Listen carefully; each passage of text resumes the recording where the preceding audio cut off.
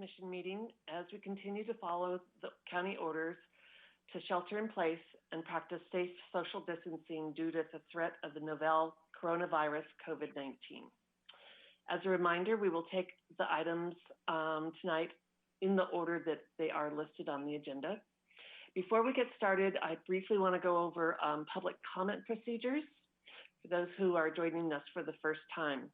All public comments that are not on tonight's agenda will be taken under general public comment, which is number 3 on our agenda tonight. And we respectfully ask that since there are very many different opinions in our audience, that everyone be respectful of different opinions. If you should have a question, sorry, let me go back. If you wish to speak, we have the raised hand feature on your Zoom. And if you're teleconferencing by phone, you can dial *9 and then *6 to unmute your microphone when prompted. Please only raise your hand at the time the item that you are wishing to speak is on the agenda. Each speaker is allotted for 3 minutes, and unless we have a multiple, boy, I'm not spitting it out well tonight, multiple speakers, and then we could adjust the time. So we'll now start the meeting. If we could please have the roll call, Ms. Exline. Commissioner Vandano. Here. Commissioner Chu. Here. Commissioner Sinagoras. Here. Commissioner Munier. Here. Commissioner Martinez. Here. Vice Chair Hunter. Here. And Chair Radcliffe. Here. For the purposes of this teleconference, I would also state that I'm Sue Exline. I'm the staff liaison to the Commission. And other city staff that are attending the meeting tonight are Christina Mateo, the Administrative Secretary and the meeting host. Great, thank you, Ms. Exline. Next on the agenda is the approval of minutes. Since we have none, we will go to our next item, which is public comments. This is the part of the agenda where anyone in the public who wishes to make a comment that is not on the agenda, please just raise your hand. And I am seeing no hands raised. Next on our agenda will be item number 4, our consent calendar. Once again, there are no items under consent calendar. So we will go straight to our presentation of the location of 2200 Broadway. And just as a reminder to the commissioners and public that this is an informational session and there will be no action taken on this item. So if we could go straight to our presentation, Ms. Barbara Pierce.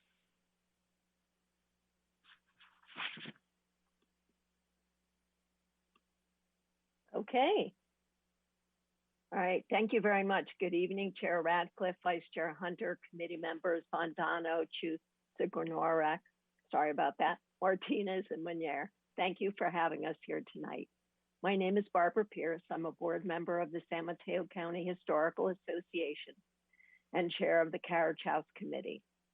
Also joining us tonight are Mitch Postal, Association President, John Latorre, member of the San Mateo County Historical Association Board and Carriage House Committee, and former Redwood City building official, and project architect Adolph Rosecrans. We're here to tell you about an exciting addition to the Downtown History Museum block.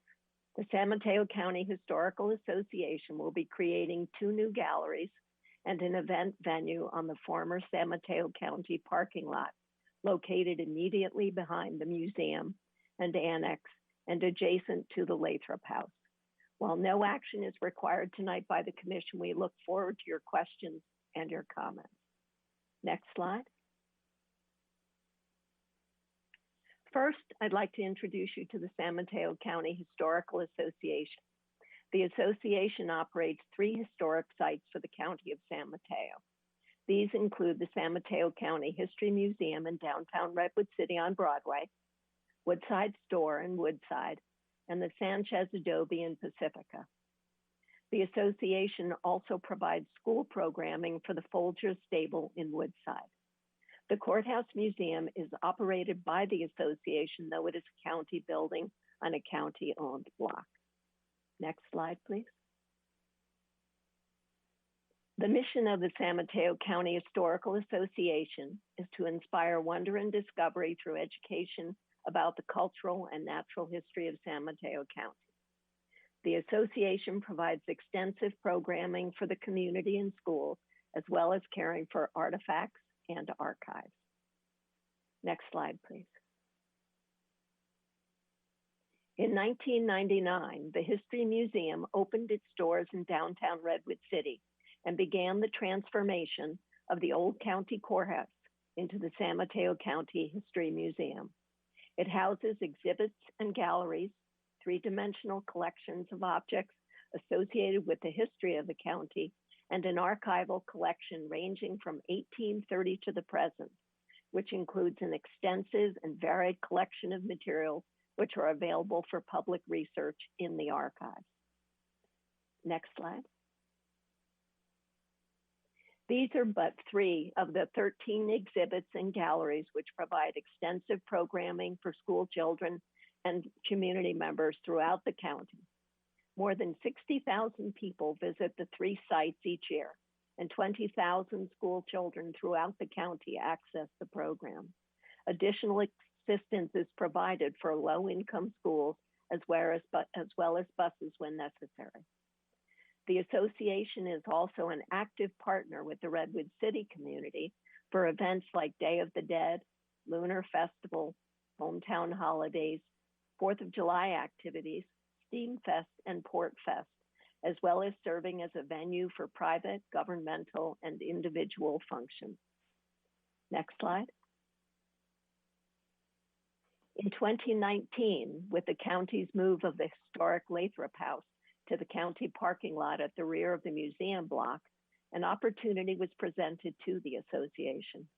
It would be possible to create a home for the more than 30 historic horse-drawn vehicles that the association had preserved for more than 50 years in storage, and to expand from 1 to 3 historic attractions on this block. Recently, the Daily Journal featured an article regarding the Carriage House collection with comments by internationally recognized carriage curator Mary Farrell, who praised both the collection and the level of commitment and professional care that the association has given the collection through all these years. Next slide. This diagram shows the location of the museum block. The small red outline is the location of the Lathrop House, and the green is the location of the Carriage House. The project is consistent with the downtown precise plan and development in the city's downtown core with civic buildings, and does not introduce new land uses that would conflict with existing or planned uses in the project area. Certainly, the association will endeavor to assist the county in working collaboratively with the city as the project moves forward. Please note the dome of the museum and the annex, which is directly behind and attached to the museum. The annex location is where the carriage house will abut the building. The footprint of the carriage house is set on the lot lines of Middlefield, Theater Way, and Marshall. The architecture respects the historic architecture of the courthouse, but does not copy it. And the architect is very knowledgeable about both state historic standards and the guidelines in the downtown precise plan. Next slide. The concept of a carriage house slowly evolved from both a single-story structure into now a 3-story, 14,000 square foot classically designed building. Wow. The building will provide a permanent home for historic horse-drawn vehicles, a changing exhibit space that would bring new audiences to the museum, and provide the space needed to expand programs for the community and schools, plus a rooftop venue for programs, meetings, events, and rental. The small county parking lot will be transformed into a vibrant history museum with a small courtyard between it and the Lathrop House, creating 3 historic attractions that can be accessed with 1 ticket. Next slide. This diagram shows where the carriage house abuts the existing courthouse annex, which is not historic, and its location across from the Lathrop House. Visitors will be able to access the carriage house both through the museum on the level which houses courtroom A, or through a separate ground level ADA accessible entrance on Marshall Street. The current electrical transformer box, which is marked with a little red X, and the trash enclosure, which is a green box on this diagram, will both be relocated as they are within the footprint of the carriage house. This will be done as part of the first phase of the work. The association and the contractor are working both with the city and the county on this effort. Next slide. This drawing shows how the building sits behind the historic courthouse and across from the Lathrop House on what was the small county parking lot. Note the dome and the building height below the courthouse railing. The carriage house design picks up the classical elements but does not copy the courthouse. The gallery will become a county building once it's completed, but will be operated by the association. It's important to note that while the carriage house project had the potential to impact 2 historical resources, i.e. the courthouse and the Lathrop House, it was determined via the county EIR process that there would be a less than significant impact to both. Next slide. Here you can see the Lathrop House as it is located behind the museum and annex. The smaller green building that you see on the right is the city restroom. The other view is the former parking lot, the back of the annex, and it shows a tiny bit of the trash enclosure. This is where the carriage house will sit. Next slide. This slide shows you the view of the carriage house from the Lathrop House. You can note the entry into the courtyard between the 2 buildings. This also shows where the carriage house abuts the annex on the right-hand side. There will be entries into the 2 levels of the annex from the carriage house. On the lower level, it will lead into public restrooms. On the second level, it will lead into a future natural history gallery and into the 2nd floor of the museum that houses courtroom A. Next slide. This is a view from Marshall Street, and there will be an additional entrance on Marshall Street, which will be fully ADA compliant and can assist with entry when the city has big events on Broadway and Middlefield, which previously impacted the main entrance. There will eventually be a fence to enclose the property between the Lathrop House and the carriage house to provide security for the Lathrop House. New slide. This is the view with the annex and the carriage house so that you can see how they abut each other. Note that the addition is below the courthouse roof line. There will be large sliding glass doors on both the 1st and 2nd floor, which will allow access to bring items in for exhibit. The large amount of glass on the 1st floor is to really engage passersby and to not provide blank walls. And the 2nd floor entrance for the items to come in will be accessed through a lift that will be used periodically. Next slide. This preliminary illustration gives an idea of what the 1st floor might look like with the changing exhibit. The 1st floor will also house the TAUBE gallery, which is showcasing items from major donor, philanthropist, and businessman Tad TAUBE. This changing exhibit could display historic and future automobiles, hot rods, motorcycles, lowriders, or any number of appropriate displays on a changing schedule to attract new visitors to the museum and to downtown. Next slide. The 2nd floor will house the historic horse-drawn vehicles that the association has been caring for the last 50 years and will tell the story of how San Mateo County competed against the Europeans for notoriety as carriage makers. This floor will also have an opening for the removal of vehicles. Next slide. The rooftop third floor will provide a much needed new venue for location for programs, meetings, and events in downtown Redwood City and will be available for rental to the public, businesses, and governmental groups. Next slide. So this is where the project is at this point.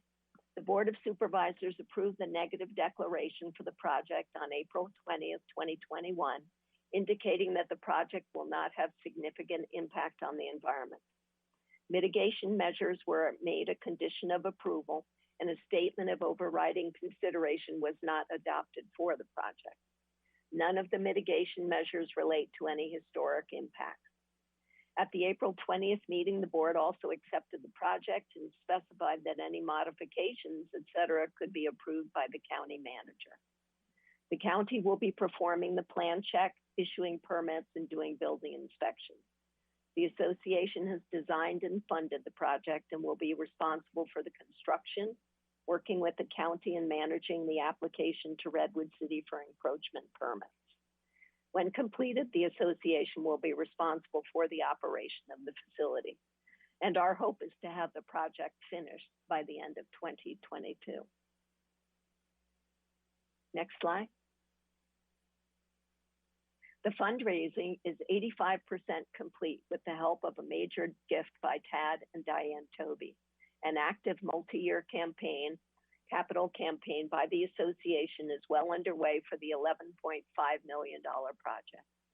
The association is thrilled to bring a new venue to downtown Redwood City to provide the space needed to expand history programs for the community and schools, and we look forward to welcoming Redwood City and county residents to learn more about our county's history.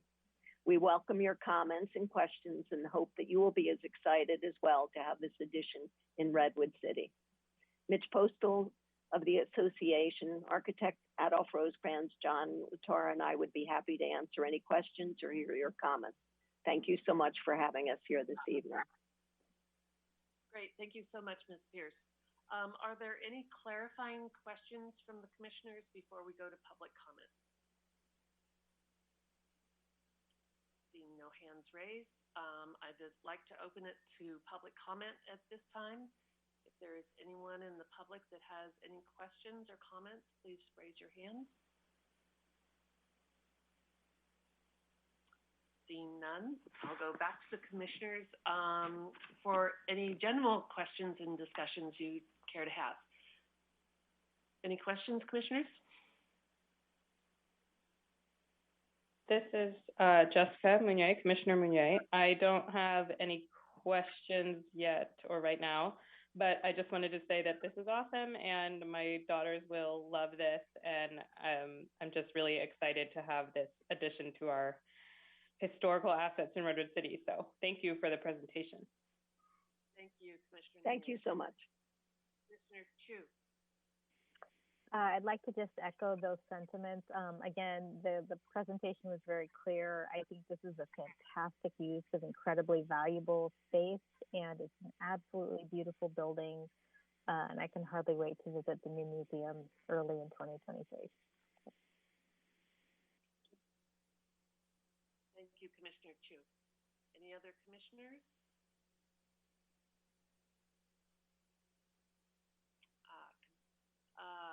Commissioner Cernakorak. Yes, I would also like to echo. Well, looks like my virtual background is weird. Sorry, here we go. Thank you, Barbara, for such a wonderful presentation. I think this is a wonderful project as well, but I do have a couple of questions. One is a clarifying question about how to bring those carriages to the second floor. I saw there's large openings into windows, but I'm just curious, how do these 30 of them, are you going to get them all the way up there? that was one of the really interesting discussions that we had early on in the planning meetings, and we decided that we will be hiring a professional lift that will bring them in and raise them up. And the lucky thing is that for the second floor, it's a more continuing collection, so there won't be so many changes. And the carriages, thank goodness, are not all that heavy. But yes, but it'll be fun to see, I think, when we have it going on. Mitch, did you have anything to add about that? Mitch is the association president. No, Barbara, I think that that you nailed it. The second floor is meant for the permanent displays. There will be times when there's going to be a little lab on that floor where volunteers and staff are going to be in front of the public with the conservation projects on some of the carriages. And so from time to time, maybe once a year, we'll open it up. There's kind of a, and Adolf could describe it better than myself, but there's sort of a door that's up there on the second floor, and we can kind of open that up and bring things in and out. But I would think that this is something that wouldn't happen more than once a year. Great. I have three other quick questions. One is that I guess, soon to be fenced off backyard, is it ever going to be accessible by the public, either as part of the exhibit or just generally as part of, I guess, the Lathrop House exhibit? And the second question is, does the building fall under any certifications like a LEED energy certification, if you guys went for that, or if that's something that's possible to include as part of the plans? I know it's pretty late in the project. And the third question is, there's a large recessed area in your mural that faces the courtyard square and the theater way. Have you thought about any abilities to try to put some public art in that space since it's in such a visible space from both the courthouse square and the theater way? Well, I can handle that first one, and that's about the space in between the Lathrop House and the museum. That will be used especially for school groups. We can do a lot of outdoor kind of educational projects there. One of the things that we're going to be doing with the Lathrop House is having a upstairs, downstairs kind of experience for the kids, and that'll be the area where they'll learn how to wash clothes the old-fashioned way, and how it was that people kept a house like that, because Lathrop House, when it was built, was far exceeded what most people could afford to spend on a house. It was not quite a mansion, but pretty close, and they had quite a few servants that kept that house going. And so we'll be examining a lot of those kinds of things. And there's also opportunity, I think, for education programs around the carriage house that'll be in that courtyard as well. So we plan to make some pretty good use out of that space. On the other two, so there will be access through the public as they go through both the museum, the Lathrop House, and then through the carriage house. They'll be able to access that. We do plan to have events there as well. Regarding the LEED status, we decided not to go for the official LEED because it's so expensive. But what we are doing is following the county's green building and trying to meet as many of those requirements as we can. Yeah, we want to be good stewards as well. So we're working on that. But thank you for asking that. And regarding public art, I think that will be something that we'll have to consider later.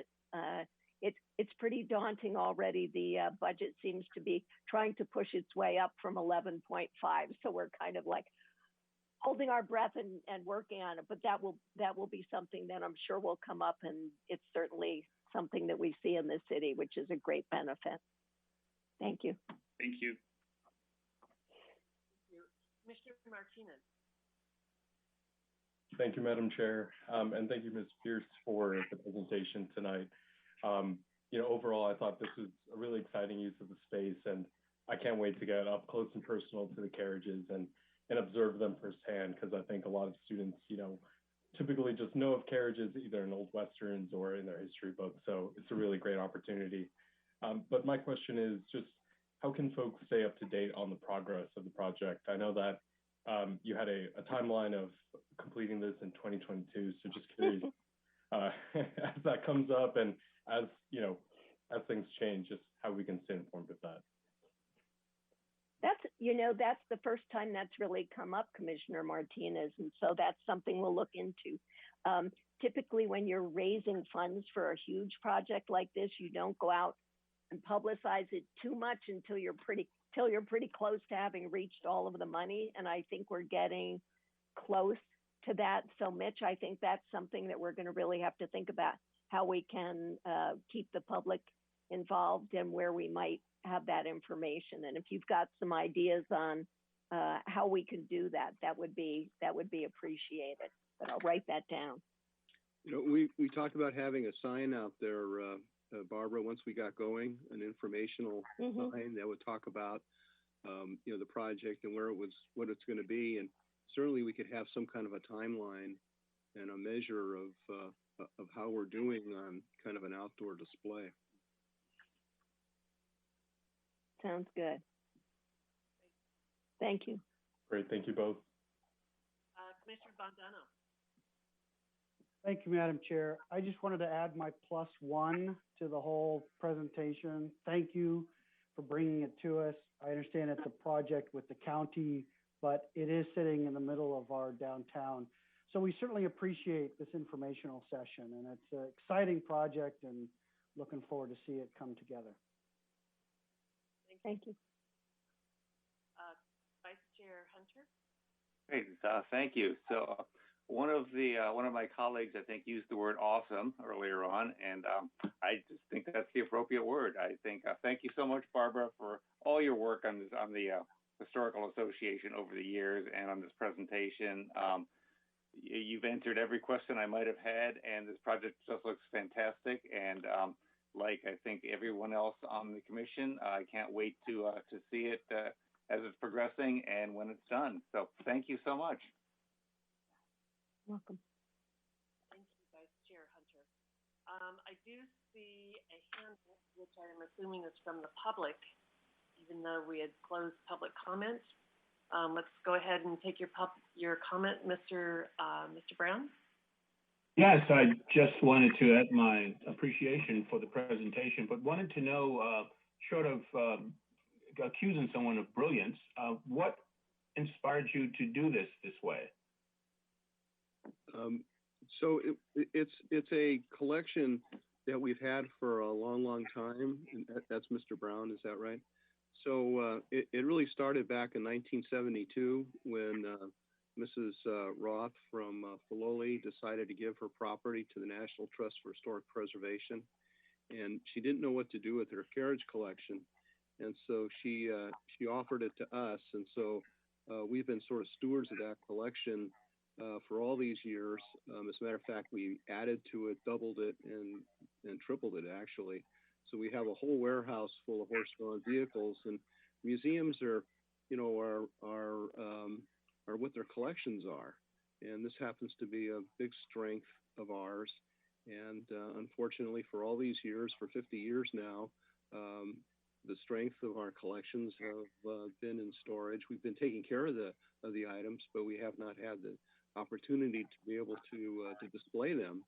And so now this is a 50-year journey, and we're coming close to a time when we can share these magnificent vehicles with the public.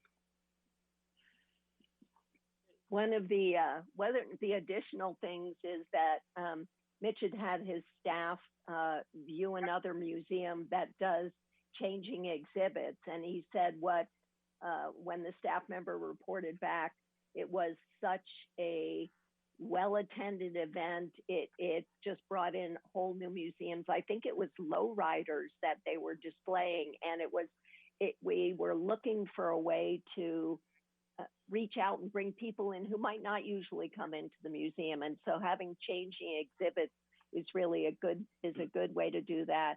And then as we were looking at considering a third floor, we had heard from a lot of people that there was a need both for event space, for rentals and daytime meetings and business lunches. And we thought this could be both a revenue generator to help support the museum and also provide a real benefit to downtown Redwood City and the community. So it seemed like a real win in that case.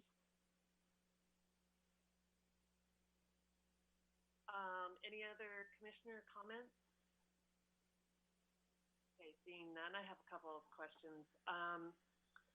So I know that other buildings, for instance, the county parking lot that is just being finished built was in partnership with the city. Is there any partnerships between this new annex and the city of Redwood City? We have a really good relationship with the Parks and Rec department in terms of doing events with them, but we've reached out to the city and we're in process, I think, of exploring different ways that the city could be involved. It's a challenging time for the city with finances, and so we're trying to be respectful of that. But we really think that this could be a real benefit, a community benefit to Redwood City. So we're exploring how the city might want to be involved and what kind of partnership could exist. And so that's something that we will continue to pursue. We're in the early phases of that now. Thanks for the question, though. Exciting. So earlier you alluded to the fact that this was originally a one-story building. You want to talk about kind of, we're on our side of the desk, we're used to seeing projects take on many different forms, and we are missing that on this particular one. So do you want to tell us a little bit about how you guys have gone through the process? Mitch, do you want to tackle that? Well, for sure. The idea originally was modest. We knew that the county had long thought about moving the Lathrop House to our block, and we always said the same thing to the county about that. Please put it as close as you could to Hamilton, so that on the Middlefield side we could put in a carriage house. And so the original idea was a one-story, very simple construction that might have looked like a carriage house that belonged with the Lathrop House.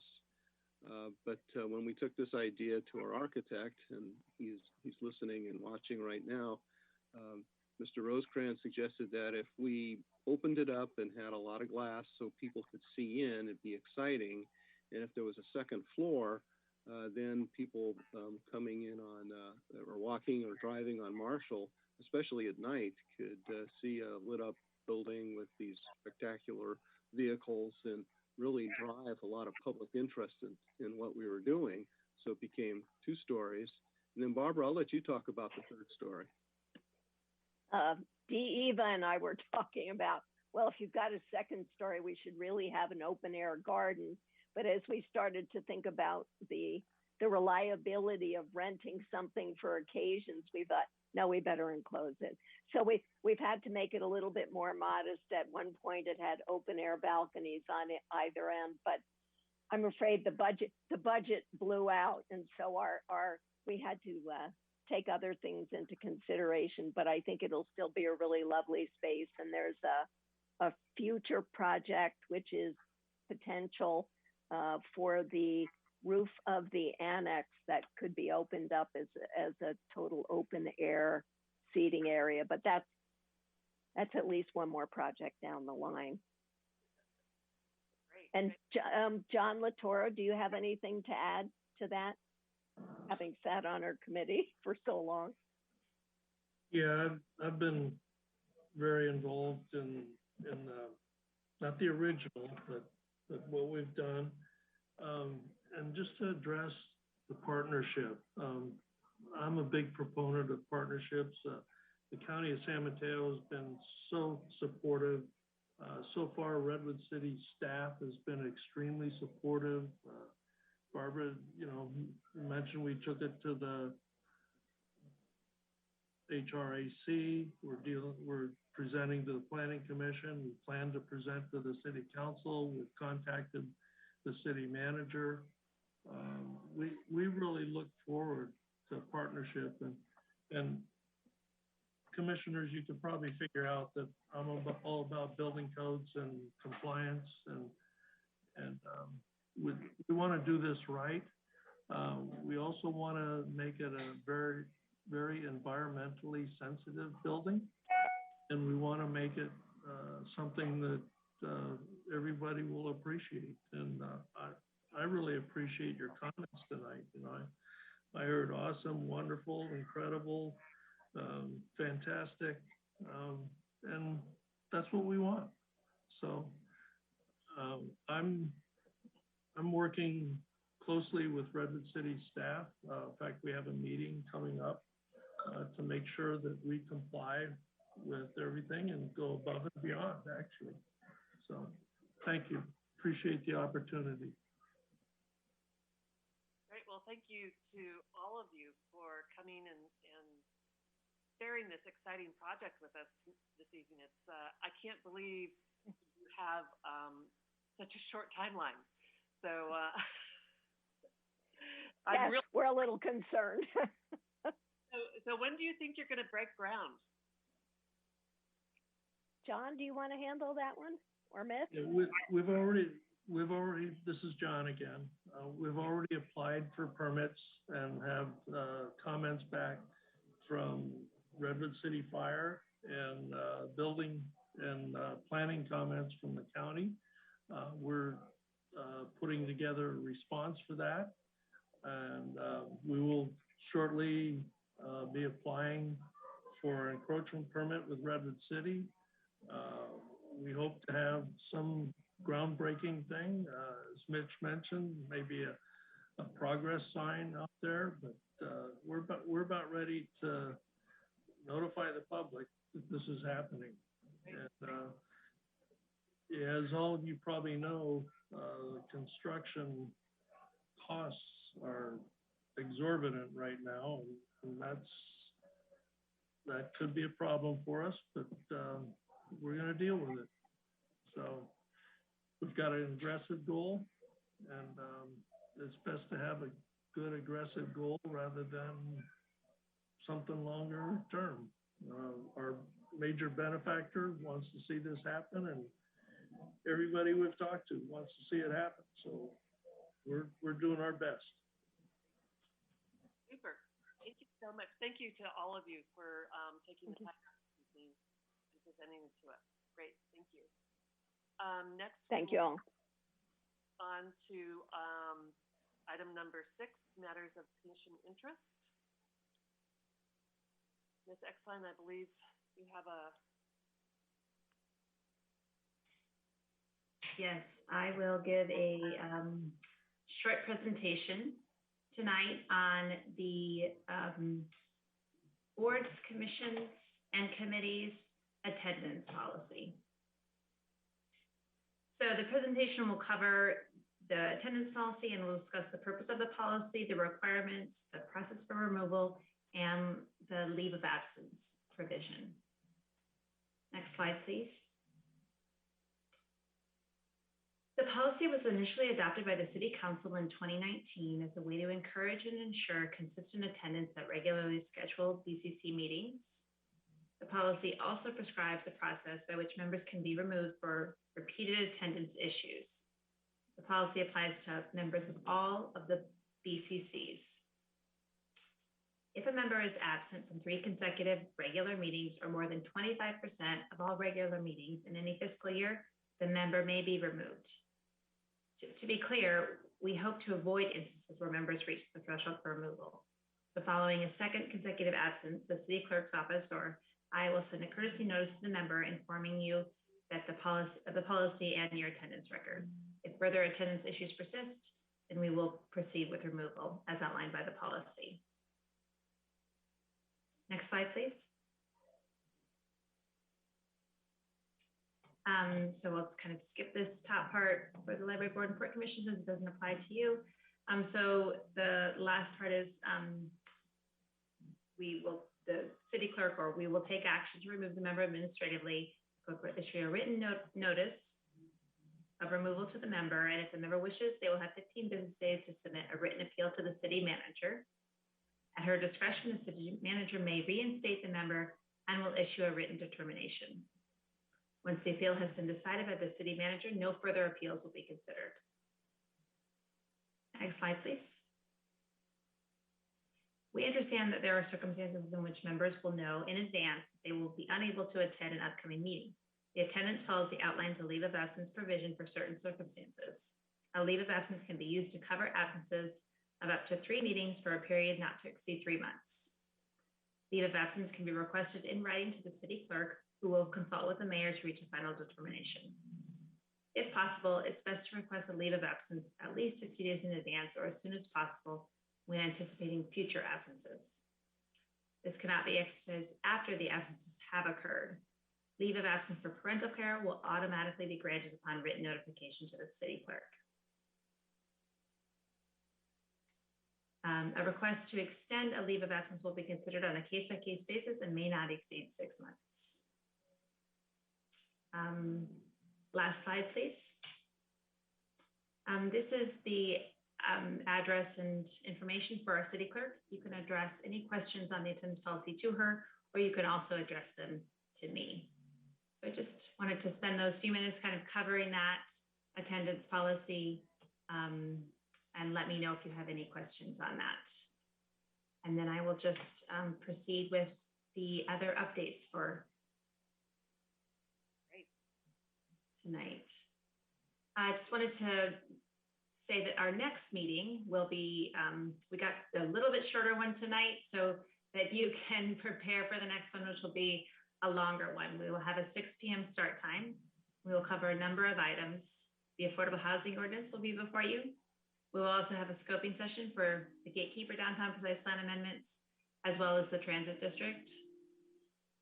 September 7th, we have 955 Woodside and 505 East Bay Shore EIR scoping session plans. I just wanted to note too, as you look down here for future meetings, we also have a special meeting on October 19th being scheduled as a joint meeting with the Housing and Human Rights Commission for a study session on the housing element. And this we are proposing also as a special 6 p.m. start time. So if you can just flag that for that date. That is all I have, Chair. Thank you. Great, thank you. So since we have such a loaded agenda for 2 weeks from now, are any of these documents available to us now that we could start looking at them? They are not ready yet. Okay, alrighty. Especially since especially for the EIR, I think this is the first EIR that 4 of our members will be doing. So, you know, you don't have to wait for our Thursday night packet. If anything happens to be ready ahead of time, that would be greatly appreciated by the commissioners. So, thanks. Yes, I understand. I will check in with staff. I know they are working hard to meet the timeline, and yeah. So I know it's always hard. I know it's always hard, but that'd be great. Anything would be appreciated. Any comments from the commissioners? Any updates from the commissioners? Okay, seeing none. That concludes the action items for tonight's agenda.